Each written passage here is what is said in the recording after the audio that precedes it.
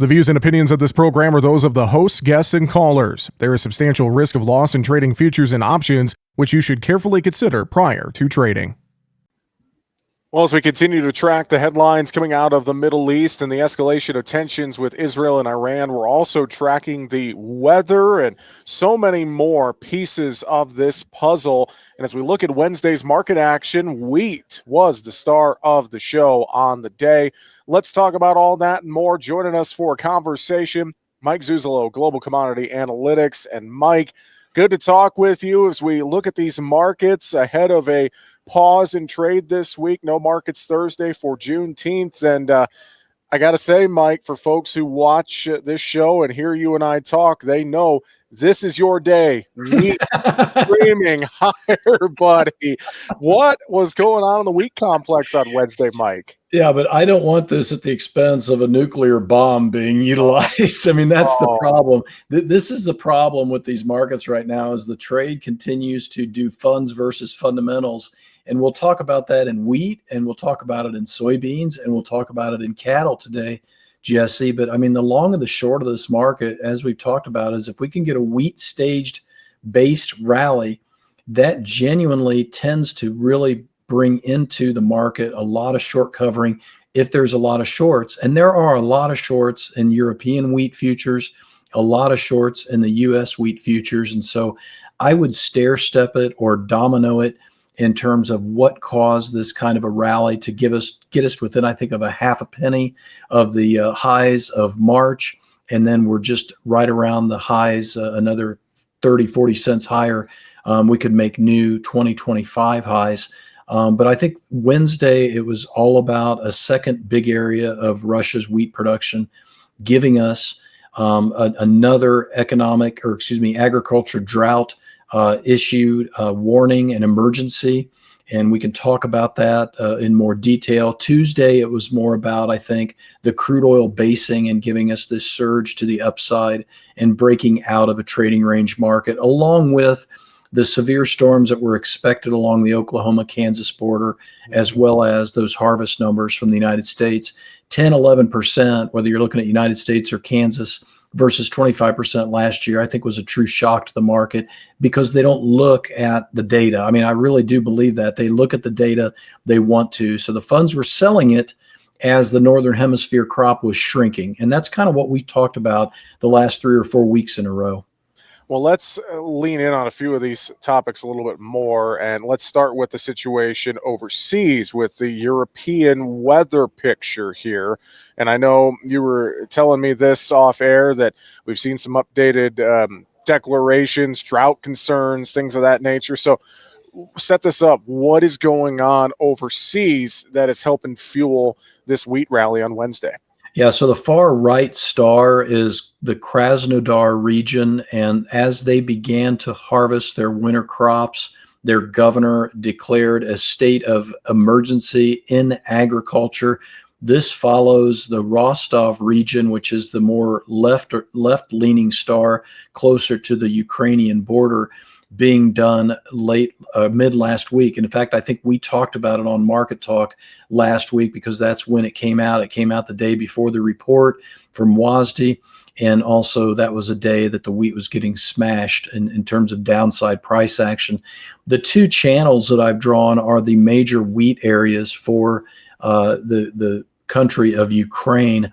And this is much worse in central and eastern Ukraine. It's much worse than last year at this time.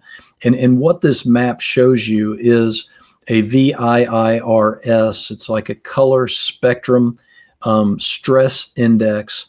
And deep red means that your plant health is essentially 0. Mm-hmm. And that's the deep red purplish color. And then as you get into the blues, you're getting above 60 in plant health, which means you have a very healthy plant situation as the satellite sees it. But it's a major feature many of us use in determining crops and production sizes in areas that we don't normally get good information from. We can't compare different high frequency analysis together with one another. And so when you look at the Krasnodar region being bright red. You look at almost all of the eastern half of Ukraine being bright red. Ukraine has already said, as of last week, they're really nervous about their wheat crop, and they're starting to become more nervous about their corn crop as it gets planted. I think this is really where the market's simply playing catch up with this model and this map.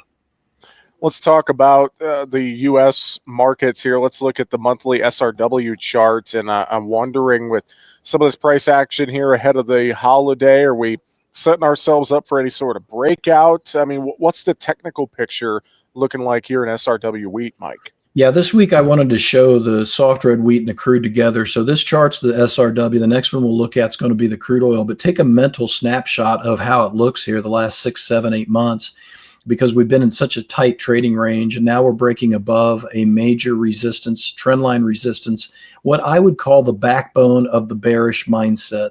And we are not through it yet because it's not a monthly close, but I like the fact that this SRW market is giving us a buy signal in the oscillator in the bottom third of this chart, and that we are breaking above that trend line as we do that.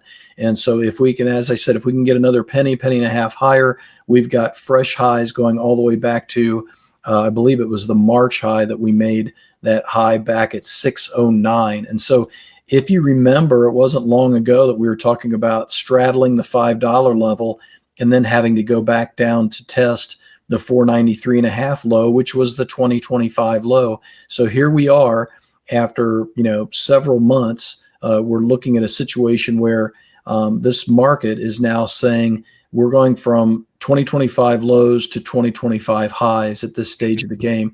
And as I look at this, chart, I think that it would make a lot more sense for us to be back where we were in this time of the year in 2024, if I'm right about the Northern Hemisphere situation, and as long as that dollar stays weak. So I'm not predicting or anticipating that big moving average in yellow of around 680 to be tested, because that's where those old highs were from last year in the middle part of the year. But I would not be surprised if we ended up there, given some other things that are happening out there.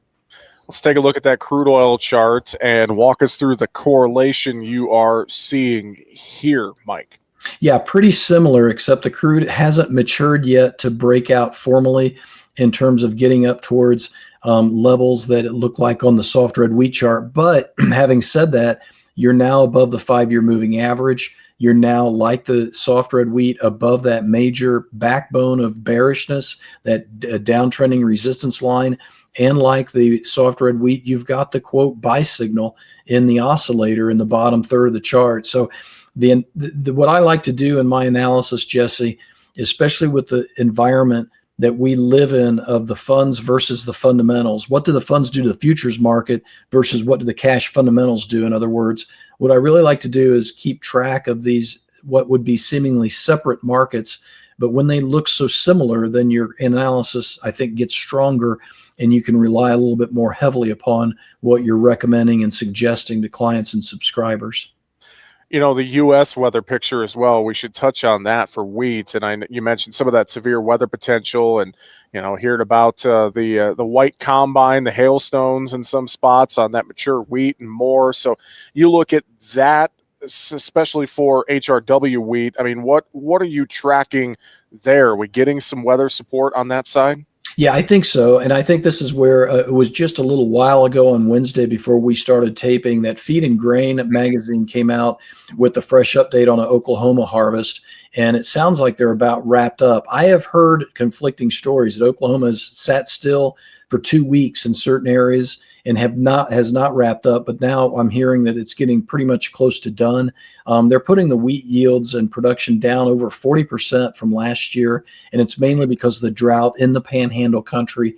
And I think that's what we're going to see in Texas. And I think we're going to see that in parts of Kansas as well when we get to it. I think the top end yield in wheat is in both hard red and soft red.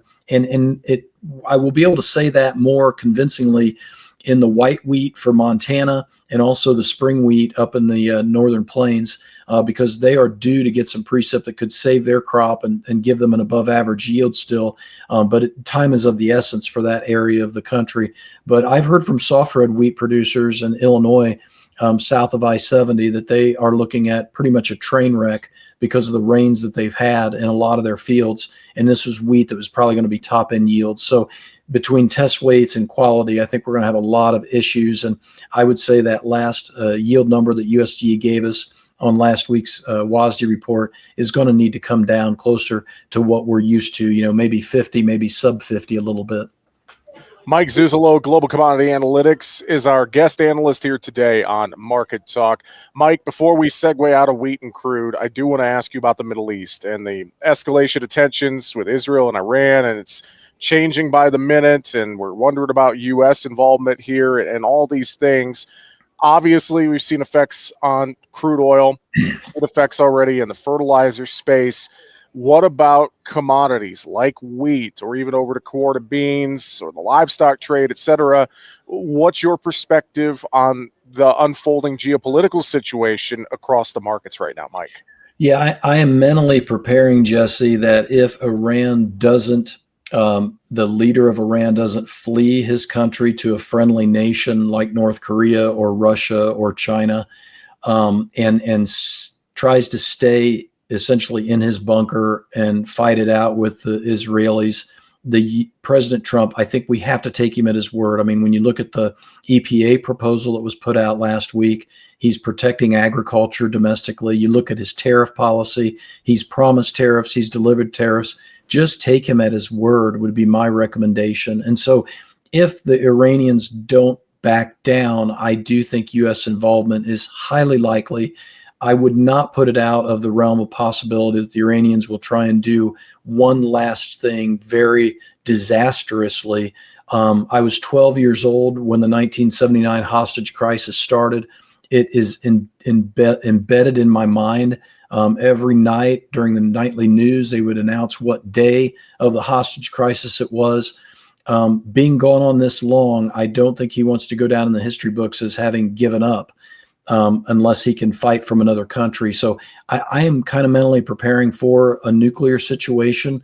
And if that were the case, I'm kind of using what happened at Chernobyl as a baseline, especially with it being in the Middle East. I think this is where that crude oil and the other commodities really come together. And even if you don't have a nuclear situation develop, if the crude oil keeps going higher because we do have production losses someplace, there's a very strong historical correlation where crude oil can lift the rising tide for all boats in the commodities because the commodity index funds come in and tend to buy to diversify out of Wall Street. And that's a big deal right now because if you have a weak dollar, higher interest rates, and higher crude oil prices, and then you have this geopolitical situation come together, it seems like it would strain Wall Street a lot. So money movement could become very exaggerated here in the next 20 to 30 days. But we'll know a lot, I think, by the end of this week.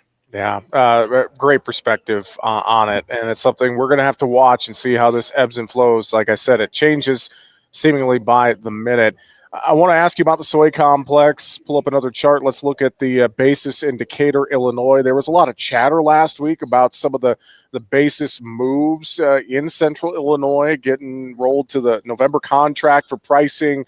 And also, too, tied in with the soy complex, of course, is the RVO news you mentioned. I know you talked to Susan about that late last week. So walk me through this soy complex and just some of the things you're tracking now here midweek, Mike.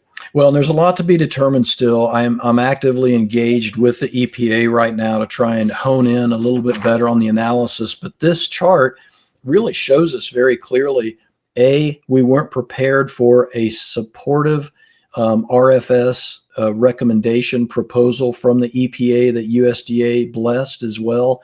And, the original reason, as I was told, for why this in particular processor went from July to November and hit the cash basis for about 45 cents. And that rippled all the way through several hundred miles in kind of a radius in around that central Illinois area.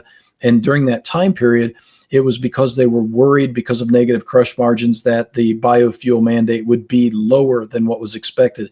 RFS comes out with a higher than expected biofuel mandate, completely blows apart the supply demand fundamentals in the WASDE report, takes our eyes off of the record world high soybean ending stocks because of the amount of soybean oil that would need to be crushed, and soybeans need to be crushed to be able to meet this new mandate if it were agreed upon and passed, which that's a big question mark because the Senate and the House have changed, have already come to grips and kind of going back and forth with that.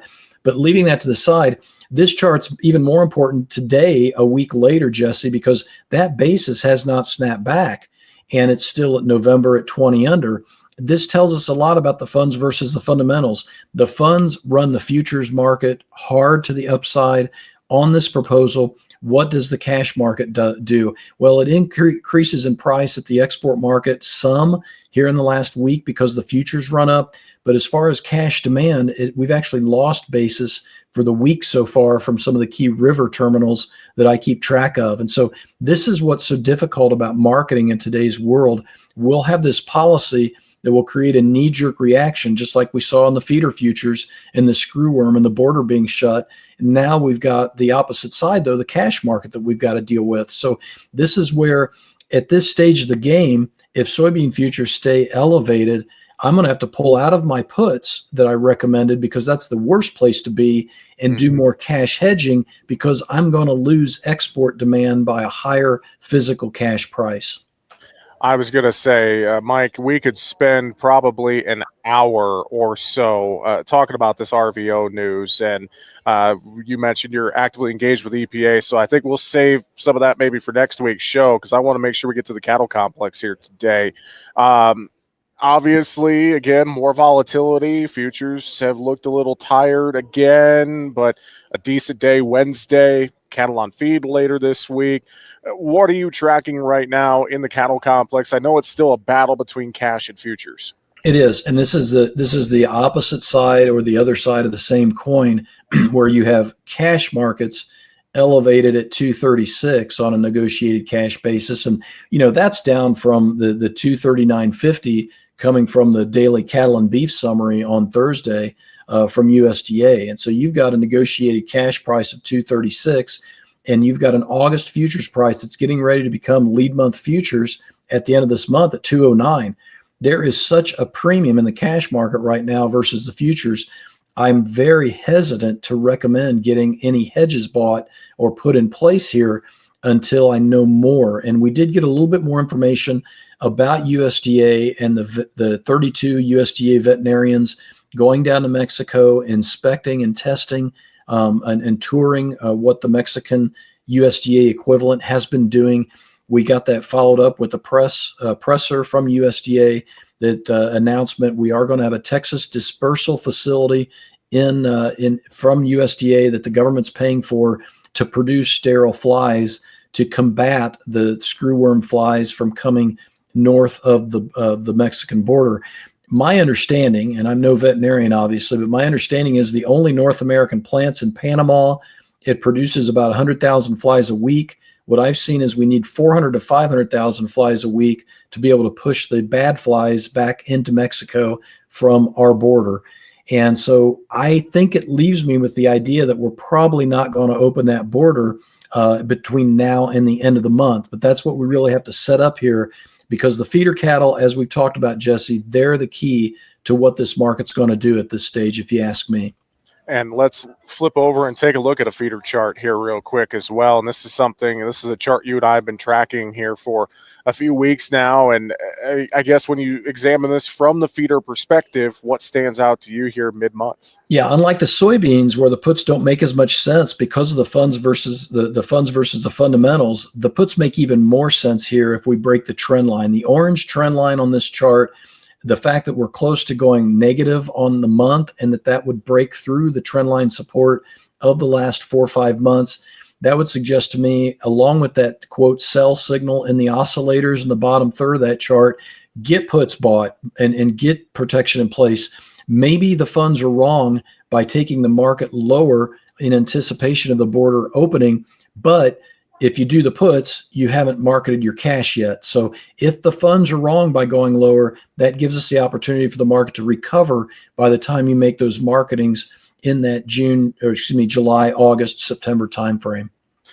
Mike, we covered a ton of ground today, and we didn't even talk about the Federal Reserve left interest rates steady again this month, which that's kind of overshadowed amongst everything else that's going on in the world here right now, Mike. Yeah, we're going to have to watch the bond market very closely because the Fed is talking about 2 rate cuts in 2025 still, but they're also talking about turning over, I think I heard the number of $11 trillion in debt here the next year. That could really change our interest rate dynamic. So yeah, get a free trial at globalcomresearch.com. I'll be going through all this stuff with clients and subscribers. globalcomresearch.com for more. Markets again closed on Thursday for the Juneteenth holiday. We'll be back at it on Friday. Mike Zuzolo, Global Commodity Analytics. Always good to talk with you, my friend. Thanks for joining us again this week on Market Talk. We'll talk to you again next week. Thanks for wading through the water with me, Jesse. Absolutely, my friend. Mike Zuzolo with Global Commodity Analytics joining us here today on Market Talk. Make sure to subscribe to the Market Talk YouTube channel. You can watch our latest interviews with top market analysts in the country, find bonus content, and much more. It's easy. Just go to youtube.com/@MarketTalkAg and hit the subscribe button. Or you can search for Market Talk Ag on YouTube.